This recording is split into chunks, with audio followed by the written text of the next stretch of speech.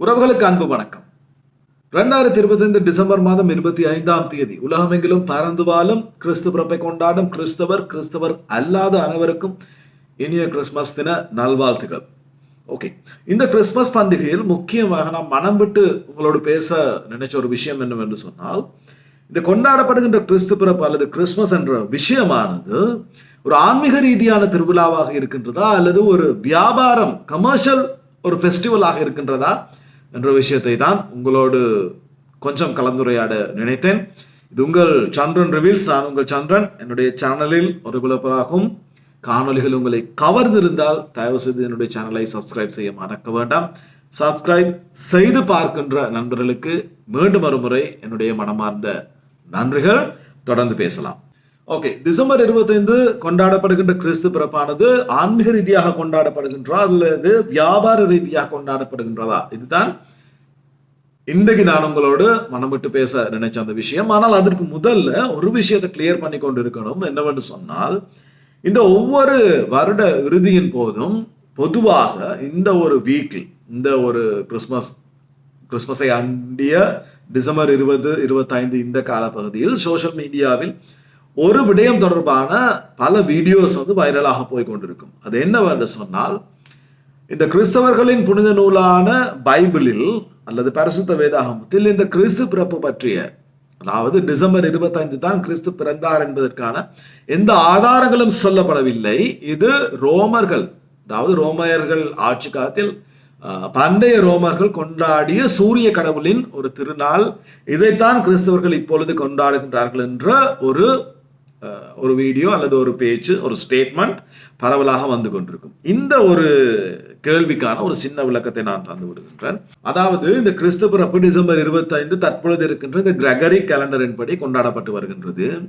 இதற்கு மாறாக சொல்லப்படுகின்ற விஷயம் என்னவென்று சொன்னால், ரோமியர்களால், அதாவது இந்த வின்டர் சீசனில் இருந்து ஸ்பிரிங் சீசனுக்கு, அதாவது மாரி காலத்திலிருந்து கோடை காலத்துக்கான அந்த ஒரு ஆரம்ப பகுதியில் இருளில் இருந்து அந்த ஒளியை எதிர்பார்த்து, அந்த சூரியனை எதிர்பார்த்து மக்கள் கொண்டாடுகின்ற ஒரு திருவிழா தான் பின்னாளில் இவ்வாறு கிறிஸ்துமஸாக மாற்றப்பட்டது. ஓகே, இதுல பைபிள்ல குறிப்பிடப்படுகின்ற ஒரு இன்சிடென்ட்டை நான் சொல்றேன். அதாவது இந்த ஜீசஸ் பிறப்புக்கு முதல்ல ஜான் தி பேப்டிஸ்ட், அதாவது திருமுழுக்கு யோவான் அப்படின்னு சொல்லுவாங்க. இந்த திருமுழுக்கு யோவானுடைய பிறப்பு அறிவிக்கப்படுகின்றது இந்த கிறிஸ்து பிறப்பு அறிவிக்கப்படுவதற்கு 6 மாதங்களுக்கு முன்னர். அது அறிவிக்கப்படுவது செகாரியா என்ற ஒரு குருவுக்கு, ஒரு யூத குருவுக்கு. இந்த செகாரியா என்ற யூத குருவினுடைய கதை, அதாவது கிறிஸ்தவர்களுடைய இந்த புனித நூல் பைபிளில் இந்த புதிய ஏற்பாடு என்று சொல்லப்படுகின்ற கிறிஸ்து பிறப்பு தொடர்பான பேசப்படுகின்ற புக்கில் அல்ல, புத்தகத்தில் அல்ல, பழைய ஏற்பாடு என்று சொல்லப்படுகின்ற இந்த உலகத்தின் படைப்பு கதை, ஆபிரகாம், மோசஸ், இந்த இறைவாக்கினர்களுடைய இந்த இடத்தில் சொல்லப்படுகின்றது தான் இந்த செகாரியாவினுடைய இந்த பெயர். அவ்வாறு ஒரு குரு இந்த, அதாவது இந்த யூத மத சடங்குகளுக்காக தேர்வு செய்யப்பட்டார், அந்த வம்சத்தினால் தேர்வு செய்யப்பட்டார் என்ற ஒரு விஷயம் சொல்லப்படுகின்றது. ஓகே, அவ்வாறு பார்க்கும் பொழுது இந்த யூதர்கள் 2 திருவிழாக்களை கொண்டாடுகின்றார்கள். ஒன்று மார்ச் மாத பகுதியிலும், இன்னொன்று ஜூலை மாத பகுதியிலும். சோ மார்ச் மாத பகுதியிலும் இந்த ஜூலை மாத பகுதியிலும் ஆலயத்தில் பூசை செய்வது இந்த குரு செகாரியா என்பதுதான், அதாவது வரலாற்றில் சொல்லப்படுகின்ற உண்மை. சோ 3ஆம் மாதம் இந்த ஜான் தி பேப்டிஸ்டின் பிறப்பு அறிவிக்கப்பட்டிருந்தால் அவருக்கு, அதிலிருந்து 6 மாதம் தான் இந்த ஜீசஸ் பர்த் என்பது அறிவிக்கப்படுகின்றது. சோ அவ்வாறு பார்க்கும் பொழுது 9 மாதங்கள் டிசம்பர் என்பதுதான் இது விவிலியம் கூறுகின்ற கணக்கு. அதாவது எல்லா விஷயமுமே பைபிளில் சொல்லப்படாவிட்டாலும் இந்த கிறிஸ்டியானிட்டியை ஃபாலோ செய்கின்ற அல்லது பின்பற்றுகின்ற கிறிஸ்தவர்களுக்கு இந்த இருக்கின்ற இந்த ரோமன் கத்தோலிக்க திருச்சபை என்பது சில விஷயங்களை, சில சட்ட ஒழுங்குகளை கொடுத்திருக்கின்றது. அதன்படித்தான் அவர்களுடைய அந்த வாழ்க்கை முறையானது அமைக்கப்பட்டிருக்கின்றது. ஓகே, இதற்கு இந்த இல்லை, இது ஒரு சூரிய கடவுள் பண்டிகை என்று சொல்லுகின்றவர்கள் சொல்கின்ற விடயம் என்னவென்று சொன்னால், ஒரு ஆதாரபூர்வமான விடயம் என்னவென்று சொன்னால், டிசம்பர் சீசன், அதாவது அந்த ஒரு குளிர்காலத்தில் அந்த இடையர்கள், அதாவது இந்த கிறிஸ்து பிறப்பு கதை சொல்லப்படும் போது இடையர்களுக்கு அந்த பிறப்பு அறிவிக்கப்பட்டது. சோ இந்த இடையர்கள் அங்கே இருப்பதற்கான வாய்ப்பு இல்லை. சோ இந்த ஒரு ஜோன் த பேப்டிஸ்டின் அறிவிப்பு செய்யப்பட்டிருக்கும் ஒருவேளை ஜூலை மாதத்தில். சோ கிறிஸ்து பிறந்தது ஏப்ரல் மாதமாக இருக்கலாம். ஏப்ரல் மாதத்தில் தான் இந்த ஒரு, அதாவது வெயில் காலத்தில் தான் இடையர்கள் தங்களுடைய மந்தைகளுக்கு காவல் காப்பது அப்படின்னு ஒரு விவாதம் இருக்கின்றது.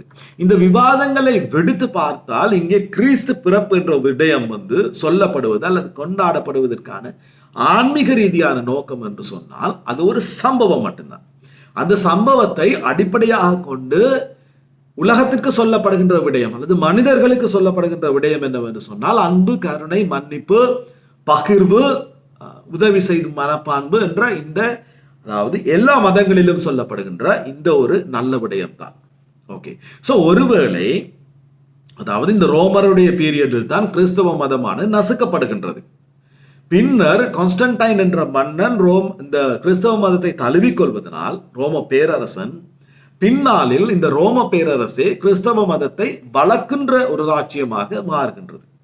சோ இந்த கான்ஸ்டன்டைன் ஒருவேளை, அதாவது இந்த ஆய்வாளர்கள் சொல்வது போன்று இது சூரிய கடவுளின் திருநாளாக இருந்தாலும் ஒருவேளை அந்த பாரம்பரிய அந்த ரோமர்களை இந்த புதிய சமயத்தின் பால் திருப்புவதற்காக அவர்கள் கொண்டாடிய அந்த பண்டிகையை விடுத்து அதே ஒரு சீசனில் இந்த, அதாவது பாவம் என்ற இருளில் இருந்து புண்ணியம் என்ற ஒளியை நோக்கி கிறிஸ்து எங்களை வழிநடத்தி செல்கின்றார் என்ற ஒரு பொருளில் இந்த ஒரு திருவிழா கொண்டாடப்பட்டிருக்கலாம். எது எவ்வாறாயினும் தற்பொழுது கொண்டாடப்படுகின்ற இந்த கிறிஸ்துமஸ் ஆனது ஒரு கமர்ஷியல் பெஸ்டிவலாக அல்லது ஒரு வியாபார திருவிழாக மாறிவிட்டது. இதில் கீ பாயிண்டாக செயல்படுபவர் யார் என்று சொன்னால் சாண்டா கிளாஸ், அதாவது நத்தார் தாத்தா என்று சொல்லுவோமே.